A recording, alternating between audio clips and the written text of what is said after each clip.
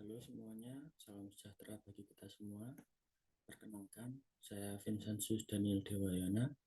Saya mahasiswa S1 Akuntansi di Universitas Tugu Bang Semarang dengan NIM 2205526003. Pada kesempatan hari ini saya akan mempresentasikan tentang audit sumber daya manusia. Nah, tujuan dari presentasi saya pada kesempatan ini salah satunya adalah sebagai memenuhi tugas ujian akhir semester audit manajemen yang diampu oleh Bapak Arif Himawan. Baik, sebelumnya saya akan menunjukkan referensi atau sumber yang saya pakai yaitu dari buku Audit Manajemen karangan IBK Bayangkara. Baik, saya akan mulai mempresentasikan. Akan saya share screen terlebih dahulu.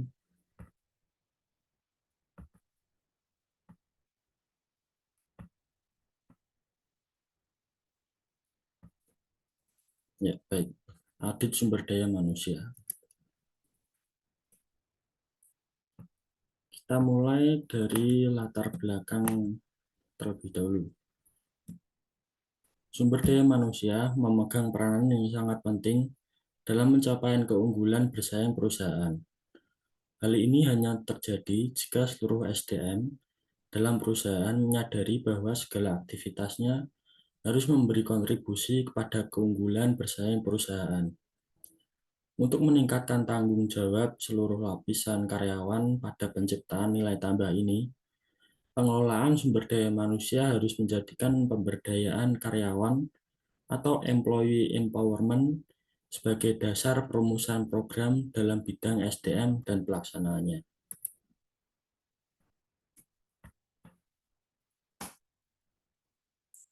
Kemudian untuk memastikan bahwa fungsi SDM ini telah berjalan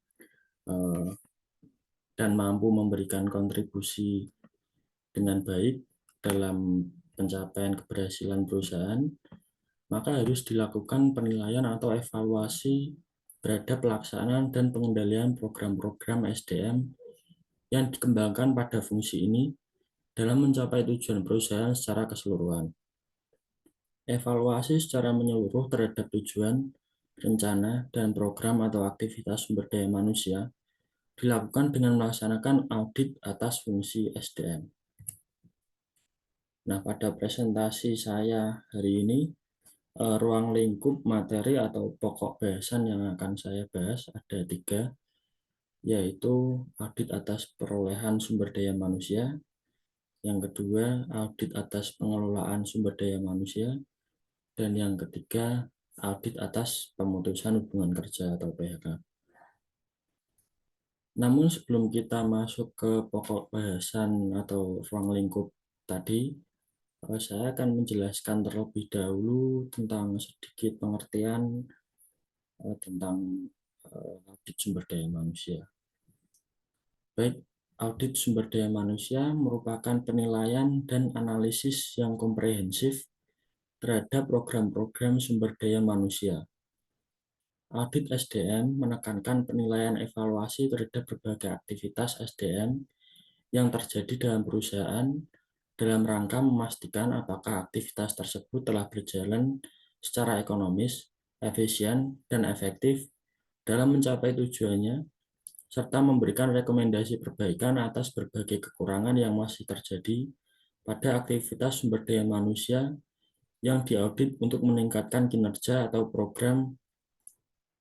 dari program atau aktivitas tersebut. Kemudian audit sumber daya manusia dapat membantu perusahaan meningkatkan kinerja atas pengelolaan sumber daya manusia dengan cara yang pertama menyediakan umpan balik nilai fungsi sumber daya manusia terhadap strategi bisnis dan tujuan perusahaan. Yang kedua, nilai kualitas praktik, kebijakan, dan pengelolaan SDM. Lalu melaporkan keberadaan SDM dan langkah-langkah perbaikan yang dibutuhkan. Selanjutnya menilai biaya dan manfaat praktik-praktik SDM. Lalu yang kelima, menilai hubungan SDM dengan manajemen lini dan cara-cara meningkatkannya. Yang keenam, merancang panduan untuk menentukan standar kinerja SDM. Dan yang terakhir, meningkatkan area yang perlu diubah dan ditingkatkan dengan rekomendasi khusus. Selanjutnya, kerangka kerja.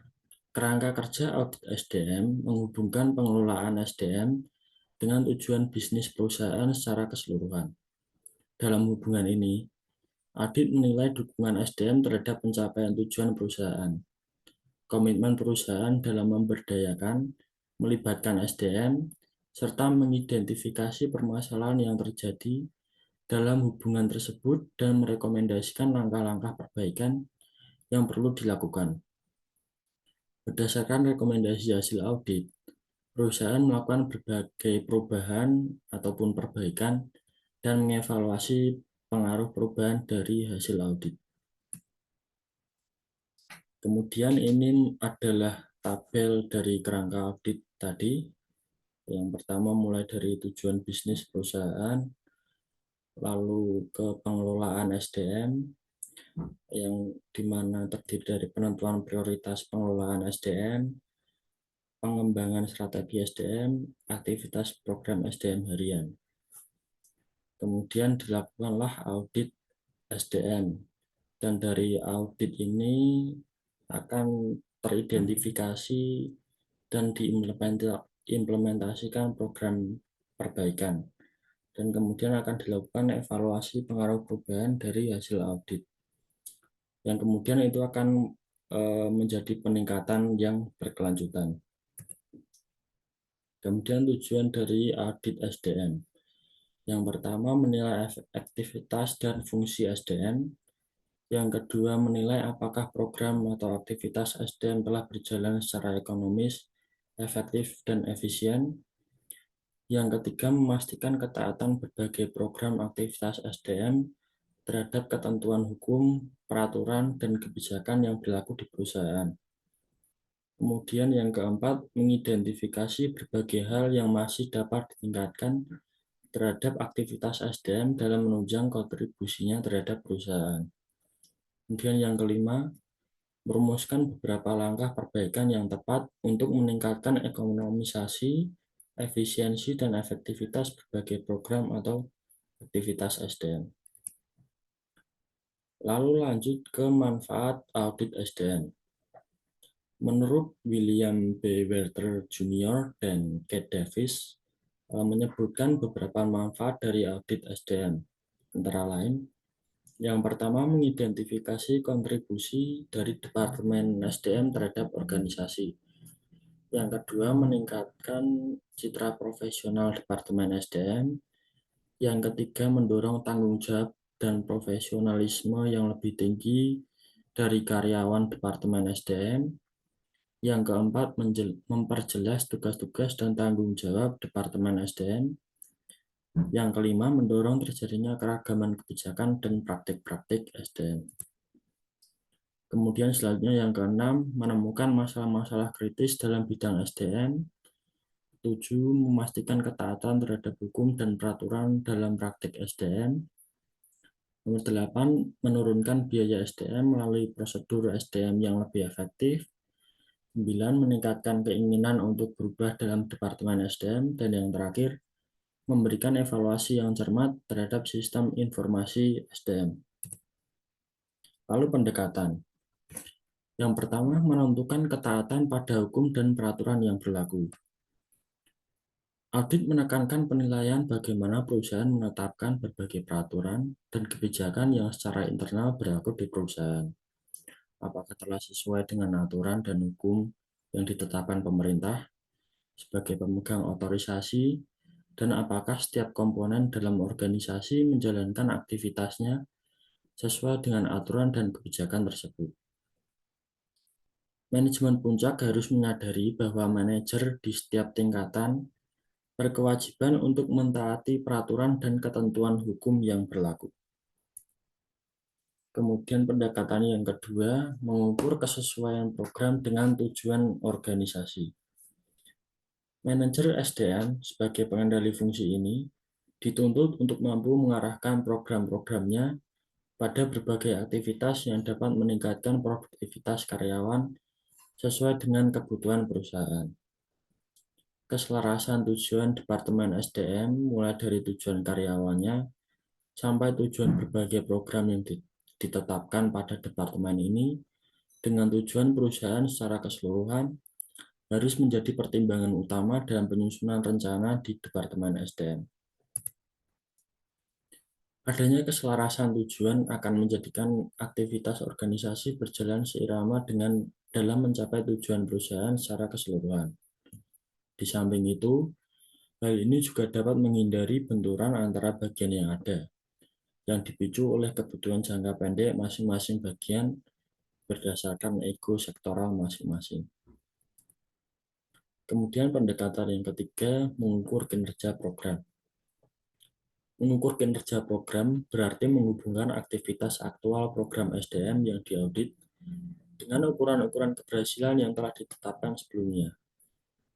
Untuk mencapai tujuannya, fungsi SDM menetapkan berbagai program sebagai implementasi rencana yang telah ditetapkan.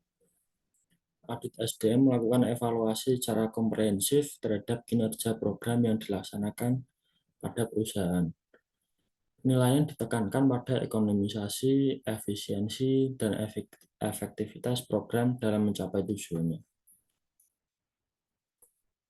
Dan dari hasil audit tersebut akan diketahui apakah beberapa program masih mungkin ditingkatkan kinerjanya atau program tersebut belum berjalan secara maksimal karena dihadapkan dengan suatu kondisi di luar manajemen untuk mengendalikan dan bagaimana tindak lanjut atau rencana perbaikan yang mungkin dilakukan untuk memperbaiki kekurangan yang masih terjadi pada program-program SDM tersebut.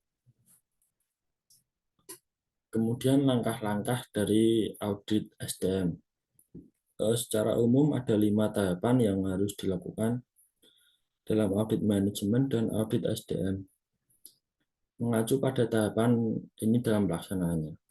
Langkah-langkah tersebut meliputi audit pendahuluan, review dan pengujian terhadap manajemen atas program-program SDM, audit lanjutan, pelaporan, dan tindak lanjut. Untuk langkah-langkah audit ini, pada presentasi ini saya tidak akan menjelaskannya karena sudah terlebih dulu saya jelaskan pada video sebelumnya tentang langkah-langkah audit. Di situ sudah saya jelaskan secara lengkap tiap tahapannya atau langkah-langkahnya. Maka kita lanjut saja untuk ruang lingkup. Pelaksanaan audit SDM pada dasarnya adalah untuk memastikan apakah kebutuhan potensial SDM bagi perusahaan, baik kuantitas maupun kualitas, telah terpenuhi secara ekonomis, efektif, dan efisien. Ruang lingkup audit SDM terdiri dari 3 langkah, yaitu 1. Rekrutmen atau perolehan SDM, mulai dari awal proses perencanaan kebutuhan SDM hingga proses seleksi dan penempatan. Kemudian yang kedua, pengelolaan atau pemberdayaan SDM. Meliputi semua aktivitas pengelolaan SDM setelah ada di perusahaan, mulai dari pelatihan dan pengembangan sampai dengan penilaian kinerja karyawan. Kemudian yang ketiga, pemutusan hubungan kerja karena mengundurkan diri maupun pemecatan akibat melanggar aturan perusahaan. Berikut ini adalah tabel dari ruang lingkup audit dan sumber informasi yang menjadi sumbernya atau bisa diperoleh. Jadi untuk ruang lingkup yang pertama tadi rekrutmen SDM, ada perencanaan SDM, itu sumber informasinya bisa dilihat dari anggaran SDM, kemudian rekrutmen, seleksi dan penempatan, orientasi dan penempatan, itu sumber informasinya bisa dilihat dari data atau catatan biaya rekrutmen, uraian dan spesifikasi pekerjaan, tingkat penerimaan karyawan, catatan wawancara karyawan, catatan lamaran yang ditolak, dan permintaan transfer. Nah, kemudian untuk ruang lingkup yang kedua tadi pengelolaan SDM, itu pelatihan dan pengembangan karyawan, keselamatan dan kesehatan kerja, kesejahteraan karyawan, hubungan kerja, dan penilaian kinerja. Dan hal ini dapat diperoleh melalui daya biaya pelatihan, catatan produksi, catatan kecelakaan kerja, catatan pengendalian kualitas, catatan penilaian kinerja, catatan kegagalan produk, catatan kehadiran karyawan, catatan tindakan disiplin terhadap karyawan, data gaji dan tunjangan karyawan, serta laporan survei penggajian. Dan untuk ruang lingkup yang terakhir itu pemutusan hubungan kerja, itu bisa saja memasuki usia pensiun, pengunduran diri karyawan, atau karena pelanggaran disiplin, atau bisa juga karena karyawan meninggal. Itu sumber informasinya dapat diambil dari aturan pensiun, aturan mengenai kompensasi atau penghargaan karyawan, aturan disiplin karyawan, dan hak atau kewajiban bagi karyawan yang masuk dalam program pemutusan hubungan kerja. Kemudian program kerja audit SDM. Program kerja audit merupakan rencana dan langkah kerja yang harus diikuti oleh auditor dalam melaksanakan tugas audit yang ditetapkan. Program kerja audit ini memuat beberapa pertanyaan dan langkah kerja untuk memperoleh temuan audit sesuai dengan tahapan-tahapan audit. Nah, kemudian masuk ke pokok bahasan kita yang pertama, yaitu adalah audit atas perolehan SDM. Pada audit atas perolehan SDM ini terdiri dari 3 poin, yaitu yang pertama perencanaan SDM, yang kedua rekrutmen, dan yang ketiga adalah seleksi penempatan. Berikutnya akan saya jelaskan satu persatu poin-poin yang ada. Dimulai dari perencanaan audit. Perencanaan audit SDM. Perencanaan SDM merupakan proses analisis dan identifikasi dengan kebutuhan dan ketersediaan SDM untuk menyelesaikan berbagai bidang tugas dan tanggung jawab yang harus dikelola perusahaan dalam mencapai tujuannya.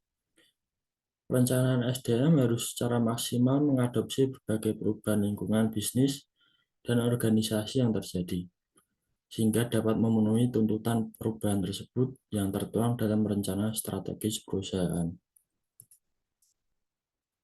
Tahapan dalam proses perencanaan SDM diawali dengan mempertimbangkan tujuan dan strategi perusahaan. Tingginya intensitas persaingan dan perubahan lingkungan bisnis untuk memberikan yang terbaik bagi pelanggan berdampak pada perubahan strategi perusahaan dalam mencapai tujuannya. Untuk menanggapi hal ini, analisis pekerjaan harus dilakukan untuk mengumpulkan dan menganalisis informasi tentang isi pekerjaan dan kebutuhan SDM, serta di mana pekerjaan dilaksanakan. Hasil dari analisis pekerjaan ini adalah perusahaan memiliki uraian pekerjaan, spesifikasi pekerjaan, dan standar kinerja yang baru yang sesuai dengan strategi pencapaian tujuan perusahaan. Setelah perusahaan memiliki uraian spesifikasi pekerjaan dan standar kinerja yang baru, penilaian terhadap kondisi SDM internal harus dilakukan. Tujuannya untuk menilai ketersediaan dan kemampuan SDM untuk melaksanakan pekerjaan yang ada dalam operasional perusahaan. Penilaian ini akan memberikan informasi pada perencana tentang yang pertama pekerjaan yang ada saat ini, lalu berapa banyak SDM yang terlibat pada setiap tugas, lalu seberapa pentingnya tugas-tugas tersebut dalam mencapai tujuan perusahaan, lalu pekerjaan mana yang membutuhkan penerapan strategi organisasi, dan apa saja karakteristik dari pekerjaan yang diharapkan. Berikutnya, setelah penilaian kondisi internal SDM dilakukan, adalah analisis lingkungan eksternal yang mempengaruhi penawaran tenaga kerja di pasar. Ada beberapa faktor yang mempengaruhi penawaran tenaga kerja yang harus diperhatikan dalam perencanaan SDM, yaitu pengaruh pemerintah, kondisi perekonomian, kondisi persaingan dan posisi perusahaan di pasar, komposisi tenaga kerja, dan pola kerja. Hal ini mendapat perhatian dan yang memadai agar proses penerimaan tenaga kerja yang dilakukan perusahaan dapat memenuhi kebutuhan SDM perusahaan dan tidak melanggar hukum. Ada beberapa sumber tenaga kerja sebagai alternatif dalam pencarian SDM, antara lain lembaga pelatihan tenaga kerja, perguruan tinggi, bursa kerja, atau lembaga-lembaga lain yang menyediakan atau mempersiapkan tenaga kerja siap pakai. Lalu penerimaan SDM harus mampu memiliki sumber tenaga kerja yang paling efisien dalam mendapatkan kualifikasi tenaga kerja sesuai dengan kebutuhan perusahaan. Informasi yang diperoleh dari hasil penilaian lingkungan internal dan analisis lingkungan eksternal digunakan untuk meramal permintaan dan kebutuhan SDM sesuai dengan tujuan dan strategi perusahaan. Keseluruhan tahap dalam perencanaan SDM ini menghasilkan suatu rencana SDM yang meliputi rencana perolehan dan pengelolaan SDM, serta pemutusan hubungan kerja. Rencana-rencana ini dituangkan dalam berbagai bentuk program SDM. Berikut ini adalah tabel dari perencanaan SDM yang dimulai dari review tujuan dan strategi perusahaan serta analisis pekerjaan yang berisi uraian dan spesifikasi pekerjaan yang sesuai dengan strategi. Kemudian dilakukanlah dua penilaian atau analisis, yaitu penilaian kondisi internal, kondisi pekerjaan dan ketersediaan SDM saat ini, dan analisis lingkungan eksternal, faktor-faktor yang mempengaruhi penawaran dan sumber tenaga kerja. Dan dari dua penilaian dan analisis ini maka akan dihasilkan sebuah peramalan yang berisi tentang kebutuhan SDM masa depan dan sumber-sumber perolehannya. Setelah dari peramalan ini maka akan dirumuskan suatu rencana dan program SDM yang terdiri dari mulai dari perekrutan, seleksi, penempatan, kemudian dilanjutkan pelatihan dan pengembangan karyawan, rencana dan pengembangan karir, kompensasi, keselamatan dan kesehatan karyawan, kepuasan kerja karyawan, dan kemudian pemutusan hubungan kerja. Nah, hasil dari perencanaan SDM menjadi panduan dari berbagai program atau aktivitas SDM yang akan dilaksanakan perusahaan di masa depan.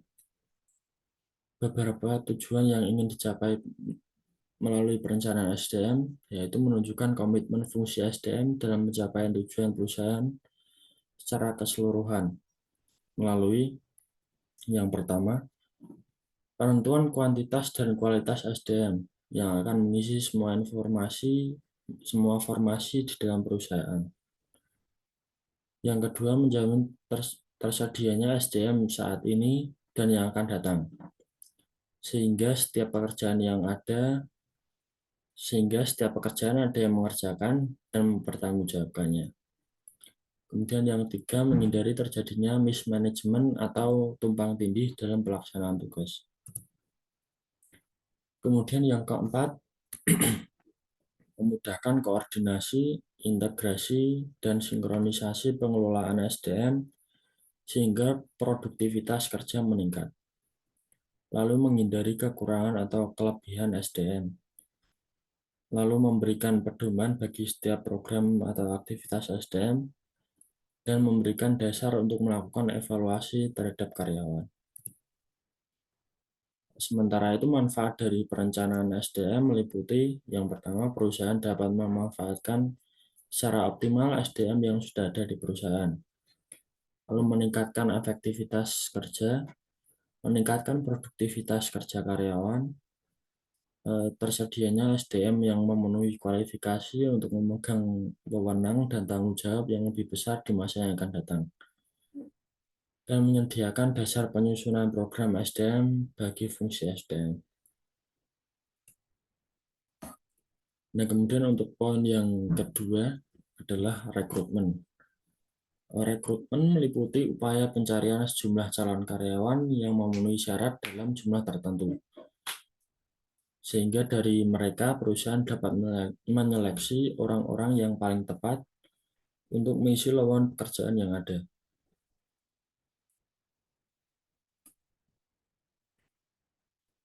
Kegiatan kunci dalam pelaksanaan rekrutmen adalah sebagai berikut. Yang pertama, menentukan kebutuhan jangka pendek atau jangka panjang pada setiap bidang, jenis pekerjaan, dan levelnya dalam perusahaan.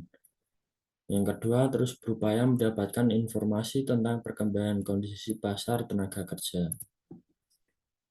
Yang ketiga, menyusun bahan-bahan rekrutmen yang efektif. Yang keempat, menyusun program-program rekrutmen yang terpadu berhubungan dengan aktivitas SDM yang lain dan dengan kerjasama antara manajer lini dan karyawan. Kemudian yang kelima, mendapatkan sejumlah calon karyawan yang berbobot dan memenuhi syarat. Yang keenam, mencatat jumlah dan kualitas pelamar dari berbagai sumber dan masing-masing metode rekrutmennya. Ketujuh, melakukan tindak lanjut terhadap para karyawan, baik yang ditolak maupun yang diterima, untuk mengevaluasi efektivitas rekrutmen yang dilakukan. Berikut ini adalah tabel yang menjelaskan struktur atau skema dari rekrutmen itu sendiri. Dari perencanaan SDM, kemudian rencana tindakan yang ditetapkan, dan jika ada permintaan khusus dari manajer, nah kemudian dibuatlah lowongan pekerjaan yang teridentifikasi, kemudian dicari informasi analisis kerja, kemudian apakah ada komentar dari manajer, dan kemudian ditentukan persyaratan untuk rekrutmen itu sendiri, lalu menentukan metode rekrutmen yang akan dipakai. Nah, kemudian untuk eksternal dan internalnya, lalu ya akan diambil pelamar yang memenuhi syarat. Setiap pelaksanaan rekrutmen harus berdasarkan pada prinsip-prinsip berikut. 1. Kualitas karyawan yang akan direkrut harus sesuai dengan kebutuhan atas kualitas SDM yang sesuai. Oleh karena itu, rekrutmen harus berpedoman pada analisis pekerjaan, deskripsi pekerjaan, dan spesifikasi pekerjaan. Yang kedua, jumlah karyawan yang diperlukan harus sesuai dengan pekerjaan yang tersedia. Ketiga, harus dilakukan dengan biaya yang paling minimal. Keempat, perencanaan dan keputusan-keputusan strategi tentang rekrutmen. Kelima, fleksibilitas. Keenam, pertimbangan-pertimbangan hukum. Nah, kemudian untuk poin yang ketiga itu adalah seleksi dan penempatan. Nah, jadi setelah rekrutmen selesai, maka akan ada seleksi dan penempatan. Seleksi adalah proses mendapatkan dan menggunakan informasi mengenai pelamar kerja untuk menentukan siapa yang seharusnya diterima menduduki posisi jangka pendek dan jangka panjang. Sementara penempatan berkaitan dengan mencocokkan seseorang dengan jabatan yang dipegangnya. Seleksi dan penempatan bertujuan untuk menempatkan orang yang tepat pada jabatan atau pekerjaan yang tepat. Ini berarti mengukur kesesuaian antara keterampilan, pengetahuan, dan kemampuan seseorang dengan tuntutan pekerjaan, dan juga kecocokan antara kepribadian, minat, kesukaan, serta kesempatan dan budaya yang terkait dengan perusahaan secara keseluruhan. Beberapa tujuan khusus yang dapat dicapai melalui seleksi adalah sebagai berikut. Memungkinkan perusahaan menerapkan strategi bisnis khususnya yang telah ditetapkan, memastikan bahwa investasi keuangan yang dilakukan pada karyawan dapat kembali pada waktu tertentu, mengevaluasi, mempekerjakan, dan menempatkan pelamar pada jabatan yang sesuai dengan minat mereka, memperlakukan pelamar secara adil, memperkecil kerugian yang mungkin terjadi sebagai akibat dari kesalahan dalam menerima dan menempatkan karyawan. dan membantu memenuhi tujuan penerimaan karyawan dan jadwal yang telah ditentukan. Kemudian ini adalah skema atau bagian dari seleksi dan penempatan yang terdiri dari seleksi awal atau penyaringan minat, yang kemudian terdapat formulir aplikasi, dan kemudian dilakukan tes dan juga wawancara. Tes berisi bakat umum, klerikal, keahlian manajemen, pengetahuan, kecakatan, keahlian industrial, kejujuran, bakat mekanik, dan contoh kerja. Kemudian wawancara ini lebih berisi tentang motivasi kerja, pemecahan masalah, indikator indikator integritas, kemampuan bekerja sama dengan orang lain, pertanyaan-pertanyaan umum, dan kemudian setelah melalui tes dan wawancara akan dilakukan penyelidikan latar belakang terhadap calon karyawan ini. Dan setelah itu apabila diperlukan maka akan dilakukan wawancara tambahan yang merupakan langkah opsional, jadi tidak dilakukan juga tidak masalah. Nah, kemudian dijelaskanlah persyaratan penawaran kerja. Lalu dilakukan tes kesehatan atau obat-obatan. Setelah itu baru penempatan kerja. Proses seleksi melibatkan beberapa tahapan sesuai dengan kebutuhan perusahaan untuk meyakinkan bahwa tenaga kerja yang diterima adalah yang paling sesuai dengan kebutuhan kinerja pekerjaan yang akan menjadi tanggung jawabnya. Proses seleksi yang efektif harus berjalan secara yang pertama akurat, artinya dapat memprediksi kinerja pelamar. Yang kedua adil, artinya tidak terjadi diskriminasi. Dan yang ketiga meyakinkan, yang artinya orang-orang yang terlibat dalam seleksi yakin akan manfaat yang diperoleh. Kemudian kita akan masuk ke pokok bahasan kita yang kedua atau ruang lingkup bahasan kita yang kedua, yaitu audit atas pengelolaan sumber daya manusia. Jadi setelah perencanaan tadi selesai sampai dengan penempatan, maka akan dilanjutkan dengan pengelolaan SDM atau karyawan yang sudah diterima bekerja dalam perusahaan. Audit atas pengelolaan SDM ini terdiri dari 6 poin, yaitu yang pertama pelatihan dan pengembangan karyawan, kedua perencanaan dan pengembangan karir, ketiga penilaian kinerja, keempat kompensasi dan balas jasa, kelima keselamatan dan kesehatan kerja, dan keenam kepuasan kerja karyawan. Poin pertama, pelatihan dan pengembangan karyawan. Pelatihan dan pengembangan karyawan bertujuan untuk meningkatkan kemampuan SDM dalam melaksanakan tugas dan tanggung jawabnya, baik pada saat ini maupun di masa yang akan datang. Agar pelatihan dapat berjalan secara ekonomis, efektif, dan efisien, maka diperlukan identifikasi terlebih dahulu. Identifikasi kebutuhan pelatihan dapat dilakukan dengan cara yang pertama, menentukan keterampilan apa yang dibutuhkan karyawan agar memiliki kinerja yang baik, sesuai dengan yang dibutuhkan dalam strategi pencapaian tujuan perusahaan. Kemudian yang kedua, melakukan penilaian secara periodik untuk mengidentifikasi topik yang tepat untuk pelatihan. Yang ketiga, melakukan proses identifikasi secara terus-menerus yang meliputi penilaian terhadap kursus atau pelatihan yang telah selesai dilaksanakan dan memberikan saran kepada unit bisnis dan manajer untuk pelaksanaan pelatihan berikutnya. Kemudian yang keempat, menemukan tolak ukur pada industri yang sama terhadap pelatihan yang dilakukan dan keberhasilannya dalam meningkatkan kinerja karyawan.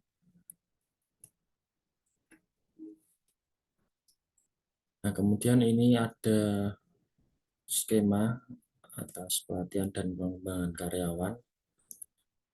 Dimulai dari penilaian kebutuhan pelatihan dan pengembangan, kemudian dilanjutkan tujuan dari pelatihan dan pengembangan itu sendiri, Lalu dibuatlah materi program dan prinsip pembelajaran. Program aktualnya terdiri dari tujuan, bahan, metode, peserta, dan instruktur. Kemudian output atau hasilnya adalah keahlian, pengetahuan, dan keterampilan. Setelah output itu maka akan dilakukan evaluasi dan umpan balik. Kemudian manfaat bagi perusahaan. Membantu pengembangan perusahaan, meningkatkan efisiensi, efektivitas, produktivitas, dan kualitas kerja, membantu pengembangan keterampilan kepemimpinan, motivasi, loyalitas, sikap, dan aspek lainnya pada karyawan. Kemudian dapat belajar dari peserta atau karyawan, dan menciptakan iklim yang baik untuk pertumbuhan. Lalu manfaatnya bagi karyawan itu sendiri, yang pertama membantu karyawan dalam membuat keputusan dan pemecahan masalah yang lebih efektif. Yang kedua membantu mendorong dan mencapai pengembangan diri dan rasa percaya diri. Yang ketiga meningkatkan kepuasan kerja dan pengakuan. Yang keempat membantu karyawan dalam mengatasi stres, frustasi, dan konflik. Dan yang kelima memberi informasi tentang meningkatnya pengetahuan kepemimpinan dan keterampilan komunikasi. Nah, selanjutnya adalah manfaat dalam hubungan kerja karyawan. Jadi ini adalah hubungan antara karyawan dengan karyawan ataupun karyawan dengan atasan atau karyawan dengan manajemen. Jadi yang pertama meningkatkan komunikasi antar kelompok dan individu. Jadi misalnya per bagian atau per antar unit. Kemudian membantu dalam orientasi karyawan baru dan karyawan transfer atau promosi. Kemudian yang ketiga, memberikan informasi tentang kesamaan kesempatan dan aksi afirmatif. Yang keempat, meningkatkan keterampilan interpersonal. Dan yang kelima, membangun kekompakan kelompok. Nah, adapun tujuan dari pelatihan dan pengembangan karyawan secara garis besar adalah sebagai berikut. Yang pertama, meningkatkan kuantitas dan kualitas output. Yang kedua, menurunkan biaya kegagalan produk. Yang ketiga, menurunkan pemborosan penggunaan sumber daya. Yang keempat, menurunkan kecelakaan kerja. Yang kelima, menurunkan perputaran karyawan, tingkat absensi, dan peningkatan kepuasan kerja. Dan yang keenam, mencegah timbulnya rasa antipati karyawan. Sedangkan efektivitas dari program pelatihan dalam mencapai tujuannya dapat dilihat dari beberapa aspek, yaitu validitas pelatihan, apakah peserta memperoleh keahlian, pengetahuan, dan kemampuan selama mengikuti pelatihan. Kemudian aspek yang kedua, transfer ilmu pengetahuan, yaitu apakah keahlian, pengetahuan, dan kemampuan yang diperoleh selama pelatihan dapat meningkatkan kinerja karyawan dalam melaksanakan tugas dan tanggung jawabnya. Dan aspek yang ketiga, validitas interorganisasional, yaitu apakah kinerja kelompok yang mengikuti pelatihan di perusahaan yang sama dapat dibandingkan dengan kinerja kelompok sebelumnya. Apakah suatu program pelatihan yang ditetapkan pada satu perusahaan juga dapat berhasil di perusahaan yang lain. Nah, kemudian poin selanjutnya adalah perencanaan dan pengembangan karir. Karir adalah seluruh pekerjaan yang dimiliki atau dilakukan oleh individu selama masa hidupnya. Fungsi sumber daya manusia harus secara sadar dan bertanggung jawab membantu karyawan dalam merencanakan dan mengembangkan karir karyawan. Di samping itu, karyawan juga harus secara sadar dan bertanggung jawab mengusahakan berbagai hal yang harus dipenuhi dalam perencanaan dan pengembangan karirnya. Karena setiap peningkatan karir membutuhkan kualifikasi tertentu sesuai dengan wewenang dan tanggung jawab yang melekat pada karir tersebut. Tujuan dasar dari program perencanaan dan pengembangan karir adalah untuk membantu karyawan menganalisis kemampuan dan minat dalam penyesuaian antara kebutuhan untuk tumbuh dan berkembang dengan kebutuhan perusahaan. Program perencanaan dan pengembangan karir harus memperhatikan tiga kepentingan pokok agar program ini dapat berjalan secara efektif. Ketiga hal tersebut adalah yang pertama, perencanaan dan pengembangan karir harus terintegrasi dengan perencanaan SDM. Yang kedua, perencanaan dan pengembangan karir harus diikuti dengan evaluasi yang memadai. Dan yang ketiga adalah kebutuhan akan karyawan. Melalui program ini, manajemen dapat meningkatkan produktivitas dan kepuasan kerja karyawan. Bagi karyawan, perencanaan dan pengembangan karir merupakan program yang sangat membantu dalam aktualisasi diri dan pencapaian kepuasan kerja. Oleh karena itu, setiap karyawan berkepentingan terhadap program ini. Jadi untuk karyawan sendiri, jika ada perencanaan dan pengembangan karir yang bagus dalam suatu perusahaan, maka akan mempengaruhi kinerja dan produktivitas karyawan itu sendiri, maka akan menjadi semacam dorongan atau semangat untuk giat bekerja. Nah, kemudian ada penilaian kinerja. Penilaian kinerja karyawan pada dasarnya adalah menghubungkan kinerja karyawan dalam melaksanakan tugas dan tanggung jawab dengan standar atau ukuran keberhasilan yang telah ditetapkan sebelumnya untuk tugas dan tanggung jawab tersebut. Hasil penilaian kinerja karyawan dapat mencerminkan sebagian dari kinerja perusahaan. Nah, berikut ini saya tampilkan tabel untuk kriteria dan uraiannya. Untuk tujuan penilaian, uraiannya harus ditetapkan terlebih dahulu dan terdokumentasi. Lalu instrumen penilaian menggunakan rating scale, checklist, penilaian sendiri, atau MBO harus disesuaikan dengan tujuan penilaian. Lalu standar penilaian harus ditetapkan terlebih dahulu sebagai acuan pemberian nilai dan untuk mengurangi ketidakpuasan karyawan. Nah, untuk petugas penilai bisa dilakukan oleh atasan langsung, diri sendiri, bersama-sama, atau meminta bantuan pihak luar seperti psikolog. Dan siapa yang dinilai? Yang dinilai adalah pihak yang dinilai adalah karyawan pada berbagai bagian dan posisi. Waktu penilaian bisa secara periodik maupun berkala. Pelatihan bagi penilai agar penilai terhindar dari kesalahan. Jadi penilai pun juga memerlukan pelatihan terlebih dahulu sebelum dia menilai seseorang agar terhindar dari kesalahan tersebut. Dan umpan balik dan implikasi harus memberikan feedback yang baik pada karyawan maupun perusahaan. Berdasarkan orientasi penilaiannya, tujuan penilaian kinerja dapat dibedakan menjadi dua, yaitu tujuan penilaian yang berorientasi masa lalu dan tujuan penilaian yang berorientasi pada masa depan. Penilaian kinerja berorientasi pada masa lalu lebih menekankan pada apa yang telah dicapai karyawan pada suatu periode tertentu dan mengabaikan potensi karyawan yang masih bisa ditingkatkan untuk kinerja di masa depan. Sementara itu, penilaian kinerja yang berorientasi masa depan memiliki beberapa tujuan penting berikut ini. Yang pertama, membantu tiap karyawan untuk semakin memahami tentang peran dan fungsinya di dalam perusahaan.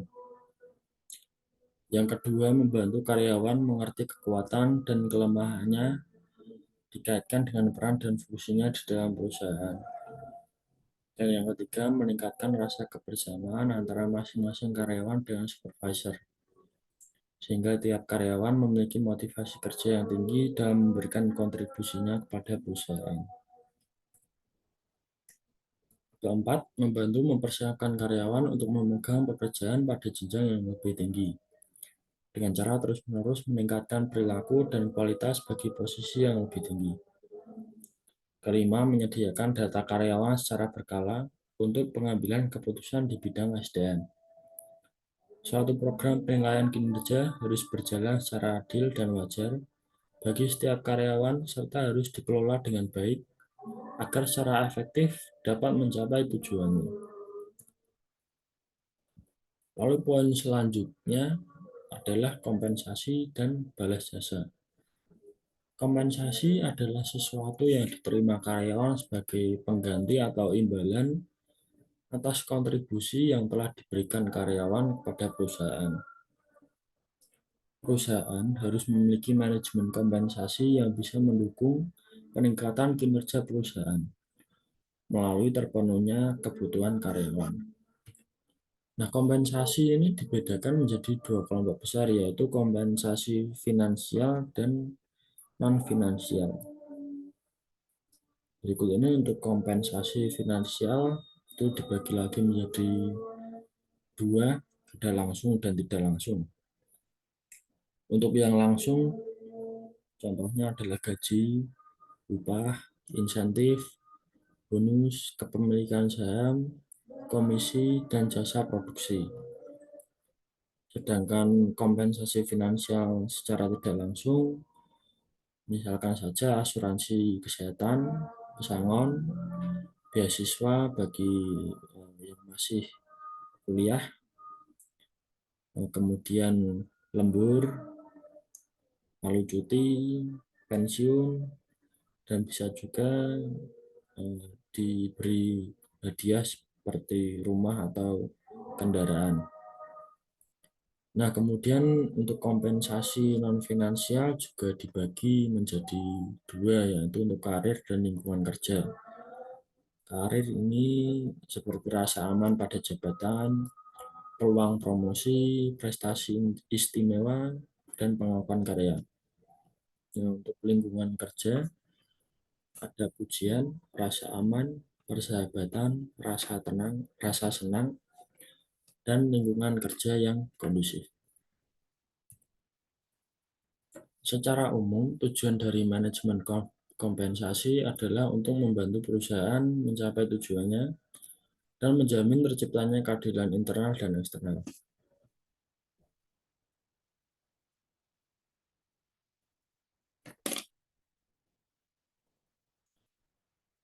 Sementara tujuan dari pemberian upah dan gaji adalah sebagai berikut.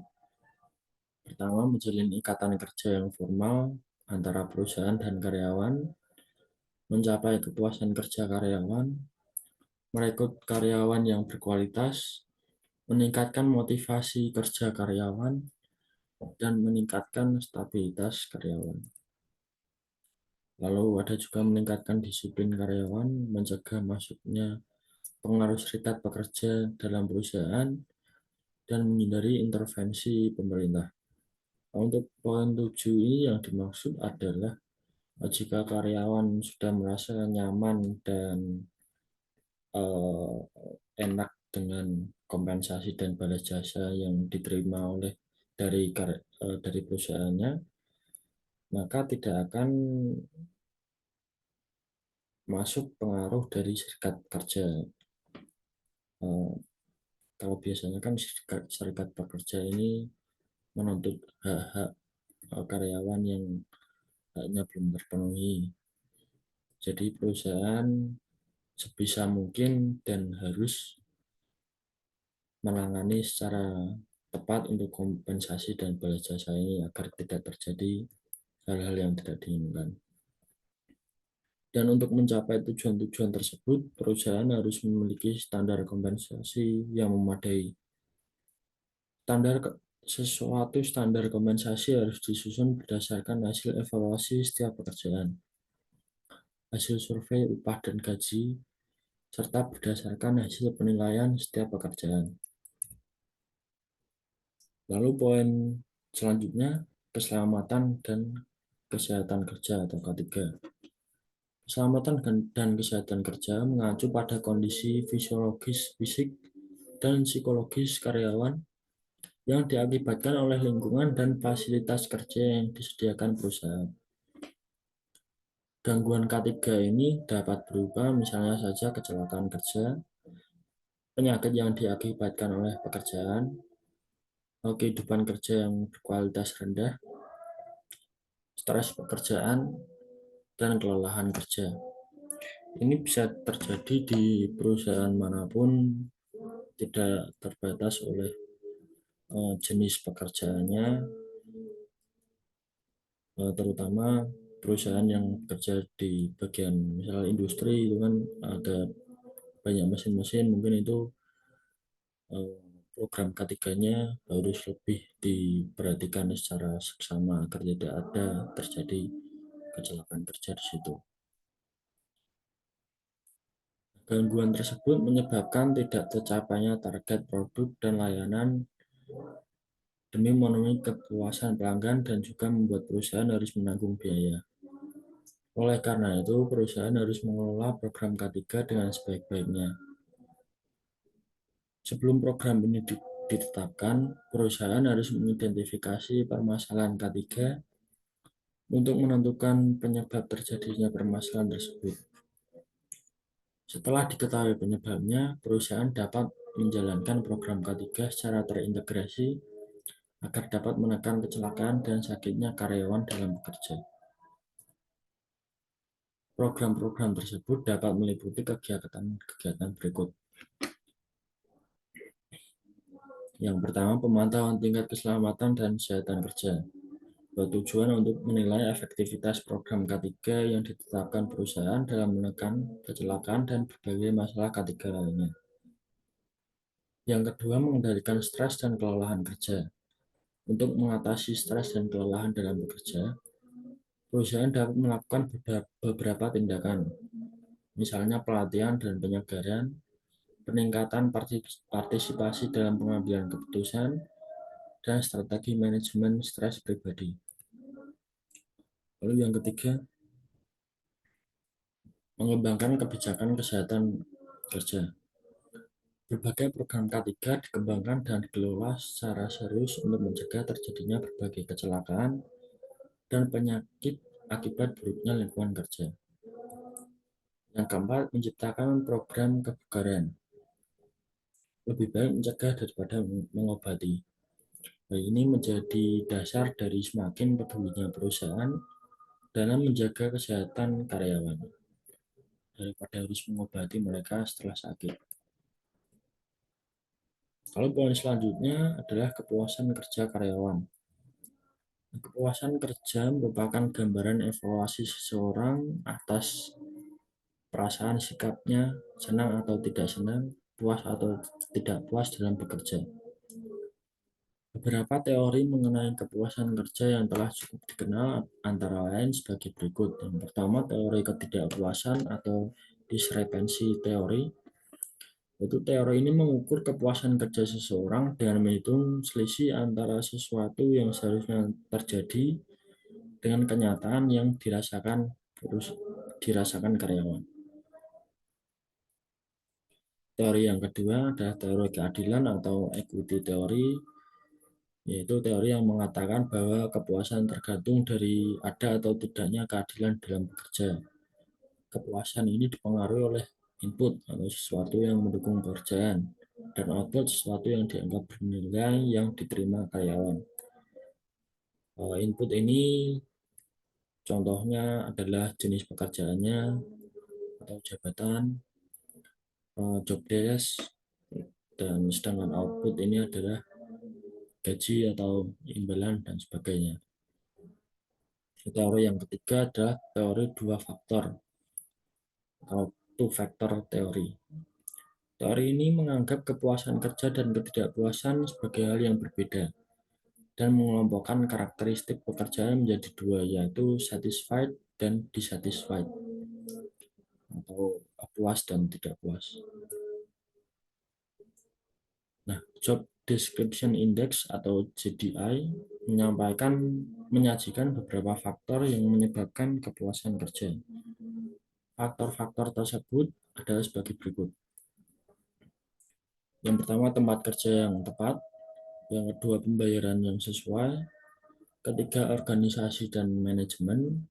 Keempat, supervisi yang tepat. Dan yang kelima, pekerjaan yang tepat. Nah, untuk menilai apakah karyawan telah mendapatkan kepuasan dalam melaksanakan tugas dan tanggung jawabnya, maka perlu dilakukan pengukuran terhadap kepuasan kerja karyawan tersebut. Nah, lalu kita masuk ke bahasan pokok materi kita atau ruang lingkup materi kita yang terakhir, yaitu audit atas pengurangan sumber daya manusia. Perubahan lingkungan bisnis di mana perusahaan harus mampu beroperasi dengan sangat efisien juga menuntut perusahaan untuk melakukan perubahan dalam organisasinya. Kemungkinan yang sering terjadi adalah kebijakan untuk melakukan restrukturisasi yang memungkinkan hilangnya beberapa jabatan. Pengurangan tenaga kerja merupakan keputusan yang tidak berdiri sendiri dan juga keputusan yang tidak mudah untuk diambil oleh perusahaan. Berbagai kepentingan perusahaan harus diselamatkan agar perusahaan bisa bertahan hidup dan ikut bermain dalam persaingan yang sangat tinggi intensitasnya. Nah, ini merupakan skema atas audit pengurangan SDM, yaitu dimulai dengan adanya keputusan restrukturisasi dari pihak manajemen ataupun direksi, kemudian ditentukanlah struktur baru, lalu analisis dan tentukan fungsi jabatan yang diperlukan, kemudian menentukan perampingan atau bagian yang perlu direstrukturisasi tadi, sasarannya apa, batas waktunya kapan, dan anggarannya berapa. Kemudian evaluasi metode perampingan itu. Dan untuk analisis dan tentukan fungsi jabatan yang diperlukan, itu tentukan jabatan yang harus dihilangkan. Lalu rencana perampingan. Dan kemudian tentukan kebutuhan karyawan yang tetap tinggal atau yang masih bisa dipertahankan. Setelah itu ada rencana pendukung supervisor yang berisi tentukan sasaran, hitung biaya, kembangkan rencana, laksanakan rencana, evaluasi rencana, dan perbaiki rencana. Nah, kemudian setelah dari rencana perampingan tadi, maka dikembangkan rencana PHK. Setelah rencana PHK ini dikembangkan, maka akan dilaksanakan rencana tersebut. Nah, setelah PHK tersebut dilaksanakan, nah, kemudian akan dilakukan evaluasi rencana setelah pelaksanaan. Dan kemudian akan mengubah praktik manajemen SDM dan standar operasi organisasi.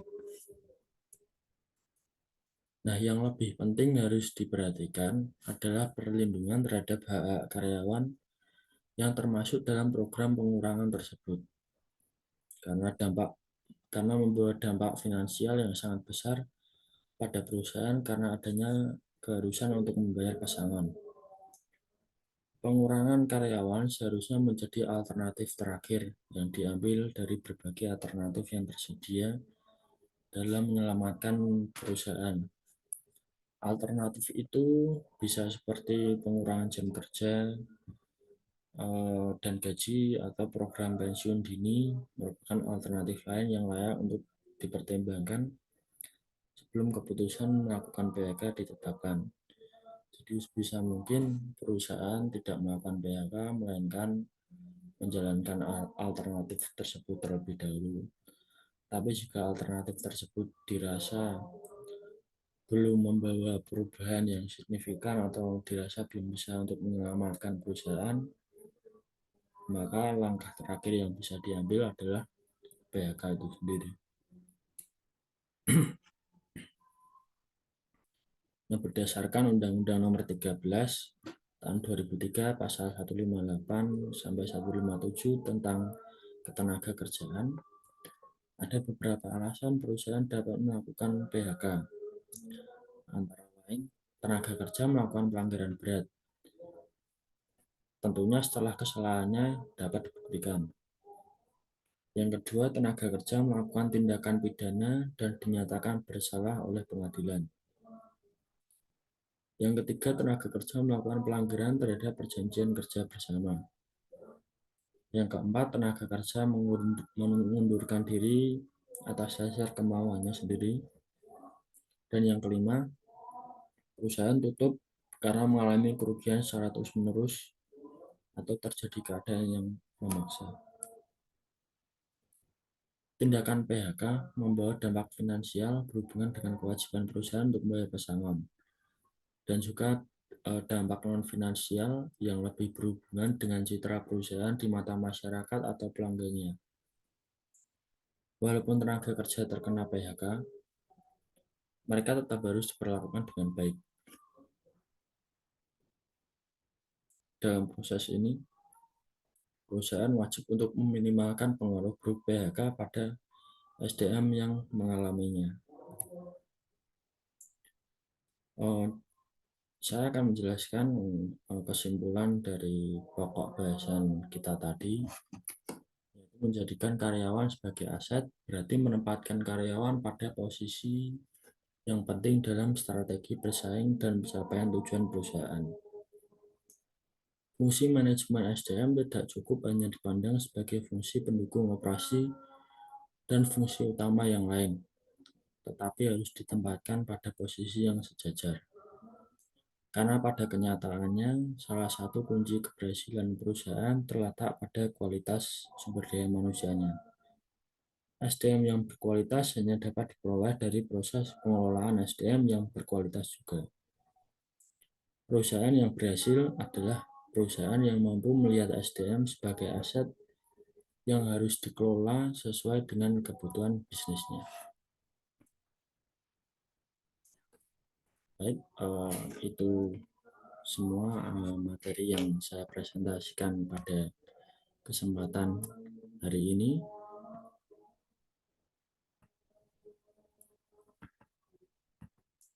Sebagai penutup, saya ingin menyampaikan sedikit motivasi ataupun saran kepada kita semua. Seberapa pun beratnya tantangan atau rintangan yang kita hadapi dalam hidup ini, kita harus tetap berusaha untuk mengatasinya. Jangan mudah menyerah dan jangan melarikan diri dari rintangan atau tantangan tersebut. Karena tantangan atau rintangan tersebut menjadikan itu adalah sebagai suatu proses untuk menjadikan kita menjadi lebih baik ke depannya, menjadikan kita lebih kuat, pribadi yang lebih baik. Jadi tetap semangat dan jangan mudah menyerah. Sekian presentasi dari saya. Saya mohon maaf apabila dalam penyampaian banyak terdapat kesalahan ataupun kata-kata yang kurang jelas dan kurang berkenan. Baik, terima kasih.